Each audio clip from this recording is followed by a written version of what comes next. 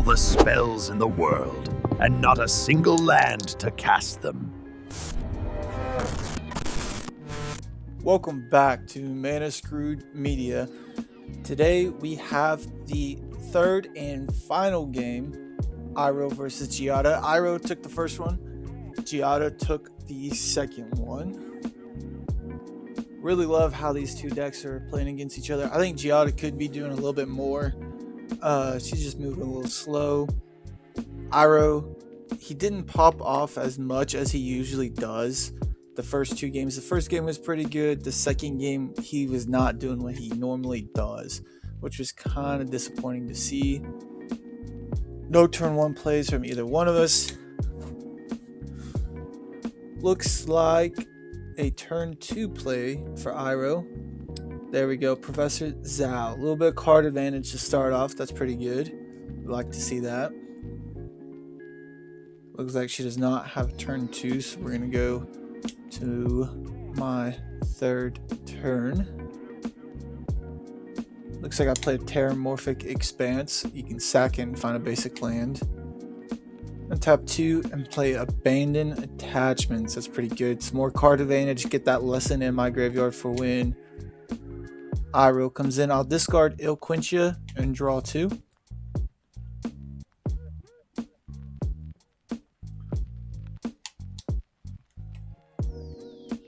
I think right now I'm trying to decide if I'm going to activate Zhao or not, if I want to discard anything in my hand.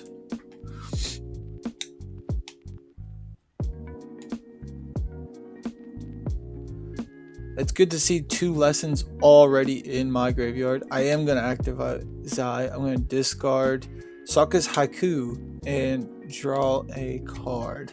So there we go. Now we got 3 lessons in the graveyard. As long as we can get Iroh and a cost reduction online pretty quick, we're going to get some value pretty quick, pretty fast. Just going to tap 3 here and play Dazzling Angel. When another creature enters, you gain a life. A little life gain. On her end step, I went ahead and sacked Terramorphic Expanse, found a forest. Untap for turn here.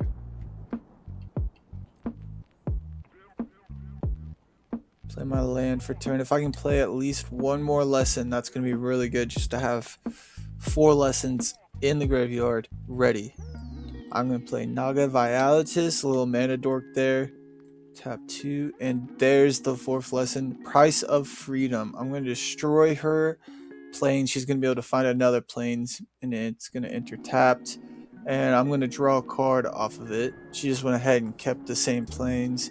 No reason to dig at this point.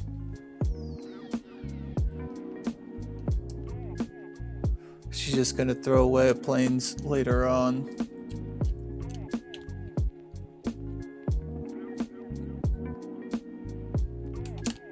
Here we go. She's going to cast her commander, Giada, Font of Hope.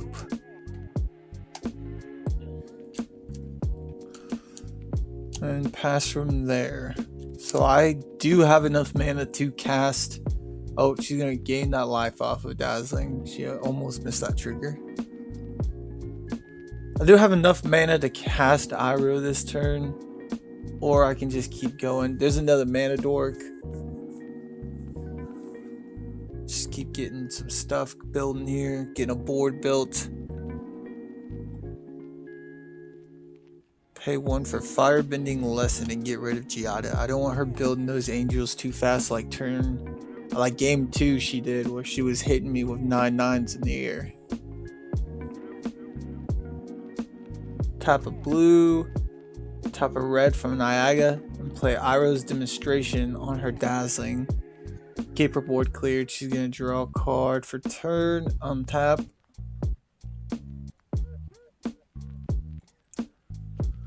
Tap 2 and play a Pearl Medallion. Pretty good for a mono white deck. Just gonna play land for turn.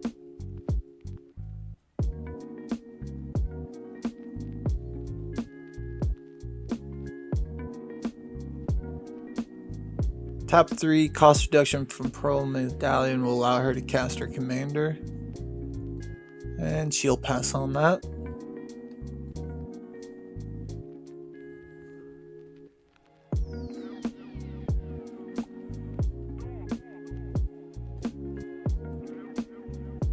Went ahead and activated Professor Zai. Discarded a card, drew a card.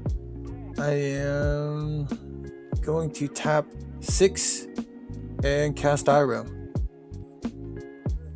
Now that mana dork will tap for 2 green mana because of Iroh.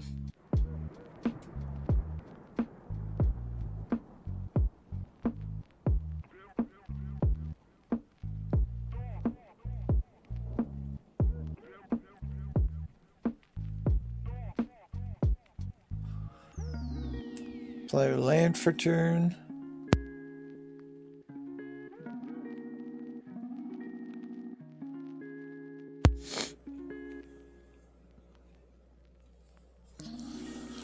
See what she's got going on here.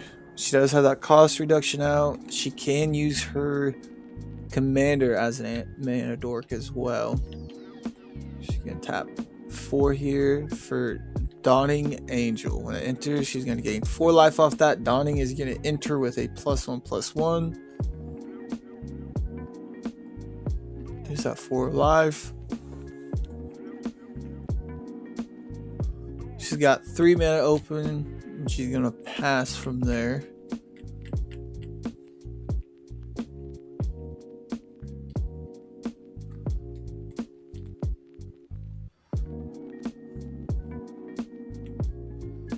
Tap and play Case of Ransacked Labs. There's that 1 less to cast. Here's that example here. So now all my lessons in the graveyard, I'm just gonna get to play for free. Go ahead and play Abandoned Attachments for free here. I need to cast 4 spells in a row. Went ahead and discard a card or 2 to unlock Case of Ransacked Labs. Basically, when that thing gets unlocked, I'm going to be able to draw every single time I play a spell. Instant or sorcery, sorry. Here we go. Here we're going to play Firebending Lesson. And again with Case of Ransacked Lab and Iroh, it's going to be free. Going to play that on Giada again. I'm going to play Iroh's Demonstration. That's 3 spells so far. I'm going to cast that on her other angel. Here we go. Price of Freedom. Another time. That's the 4th spell. That means I'm going to be able to draw a card whenever I cast an instant sorcery. I'm going to target her land there. She finds another plains and just tap. I draw off of that. Price of Freedom's effect. And here we go. Now I can start drawing some cards here. I'm going to play Sokka's Haiku. I'm going to let the counter target spell fizzle. I'm going to draw a card, mill 3, and untap a land. And then I will draw an additional card off of Case of Ransacked Lab. That will go into exile because of the flashback.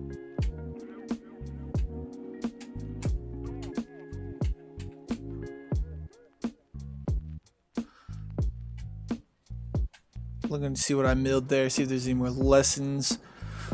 Get that card advantage. I'm going to play El Quincha. I'll let that fizzle, not targeting anything, and I will draw a card off of Case of Ransacked Lab.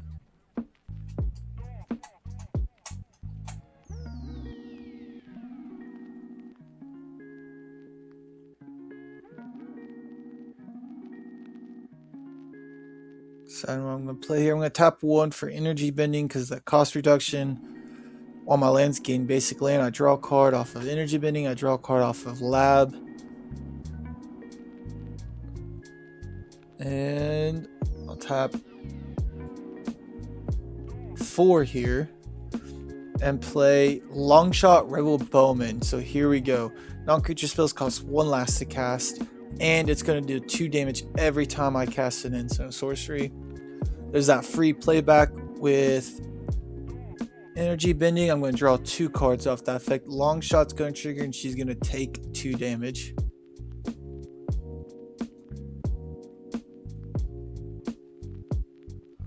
This is what you like to see with Iroh. You get that burnout. You're going to get to play spells for free, basically, from your graveyard. You're going to get to draw, hopefully, to keep playing spells.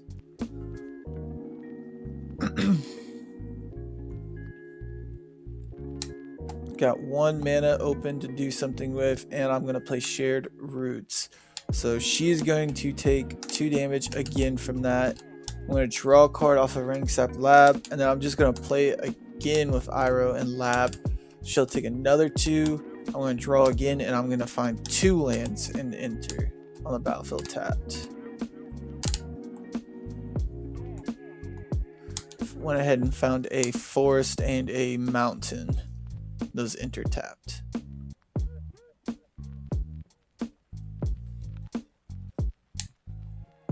I'm discarding down to hand size here. Went ahead and threw out a Thriving Isle and 2 more lands. Oh, sorry, Waterbending Scroll. Not much use to me right now just because I only got 3 islands on the board.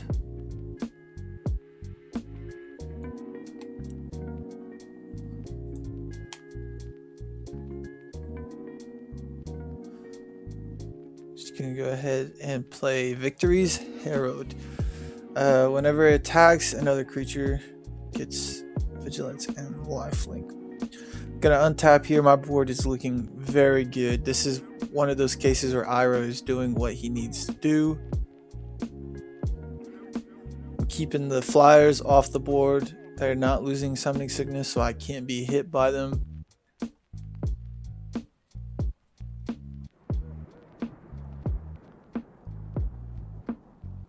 I'm going to play Waterbending Lesson. So I'm going to draw 3 cards and then discard a card. Unless I Waterbend 2, I choose not to. I will go ahead and discard a split land. Then I'm going to recast it with Iroh and Lab. She's going to get that damage from the long shot. I'm going to draw 3 and discard another. Unless I Waterbend 2. I choose not to, so I'm going to discard. I'm going to draw off of Lab for both cast instances. I cast it twice. I still need a discard here. Look at what I got in my hand, what I can do. And I'm going to tap out for the rest of my mana. And this is where Iroh goes crazy. We're going to play Omniscience. So now I'm going to be playing spells for free, dealing damage, and then playing them for free from the graveyard with Iroh and Lab. 1,000-Year Storm. There we go. Now we're just going to get multiple copies of each spell we play for free.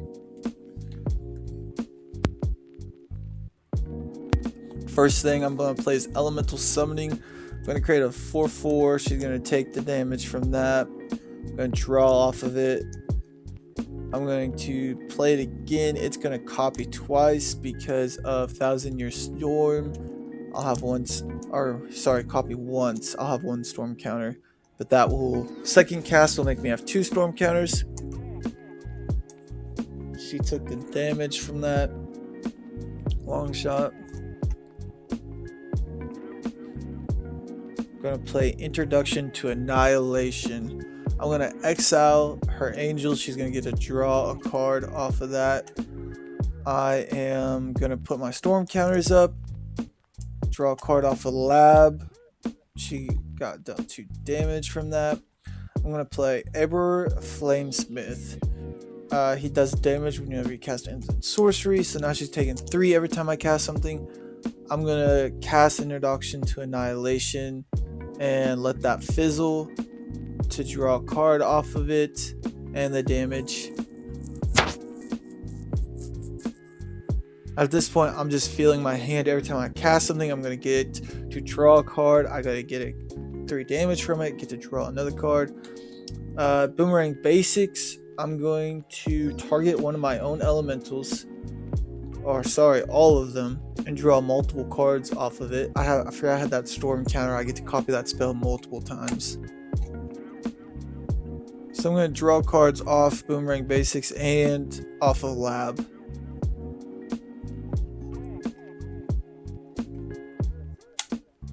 Play again for free. I'm going to choose both my mana dorks to draw 2 off of them. I'm going to draw a card off a lab. She'll get dealt 3 damage.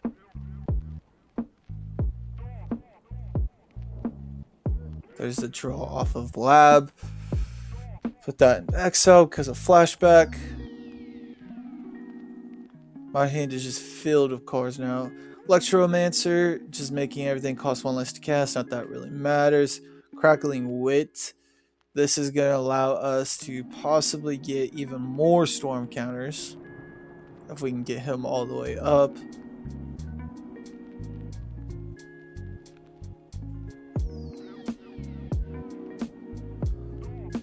Zuko's Exile. We're going to let that fizzle. I'm going to draw off of it. She's going to get dealt 3 damage. Storm counter went up again. I'm going to play it again just to get the card draw and the damage so it will fizzle once more.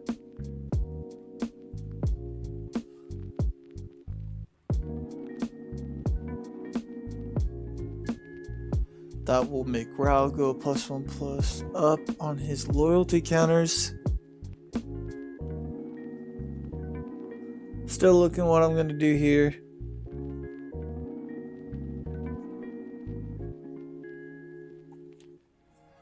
My hand is at least 20 cards deep right now just because of all the drawing. Accumulate wisdom.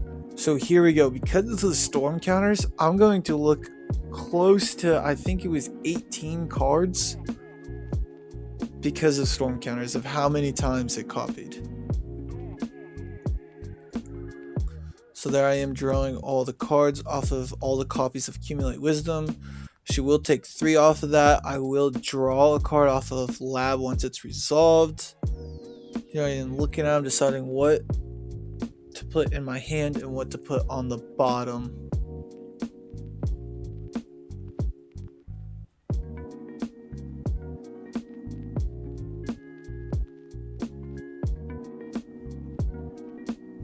Pretty good card, especially with the storm counter. I'm going to be able to refill my hand, not just from drawing, but because of that.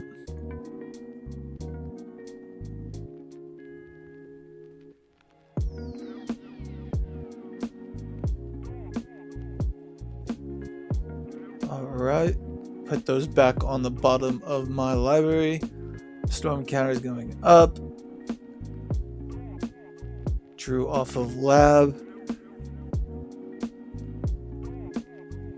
She took her 3 damage off of him.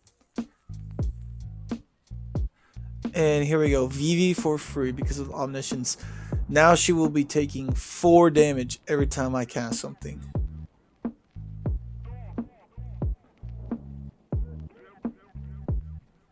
Gonna play a Mana Rock for free. Fellow War Stone. Another one. Water Bender Skin for free.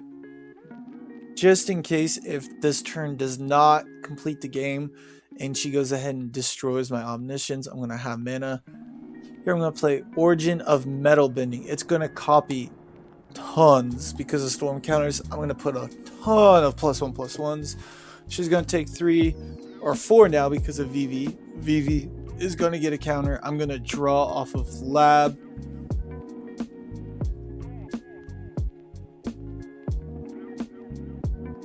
And I will cast it again, basically doubling the +1/+1s on Iroh. She does her damage again. I'm going to draw off again. At this point, I could have just swung out and won the game, but I love Spellslinger decks. I love to see just it go crazy. So I would rather kill her from burn by casting more and more spells and doing more and more things than to swing out, because Iroh could have taken her out at this point. There is another Mana Rock, Arcane Signet. Just playing things out of my hand at this point. This should have been dealt damage from 2 damage from Longshot. I believe Longshot says any non-creature, but that's alright. I play Fire Nation Attacks. It's going to copy tons of times as well. I'm going to get a bunch of 2/2 Firebending 1 soldiers. She took her damage, 4 damage from that. I'm I'm going to get to draw a card from that.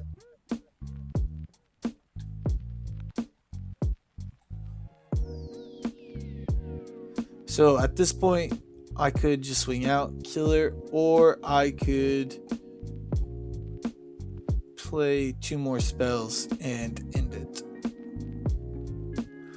I'm going to use the 3 less to cast and the flashback with Iroh for its mana cost to cast Firebending Lesson, make tons of more 2/2 Firebending ones, and put her down to 1 life. So literally just 1 more spell. I'm going to draw off of that.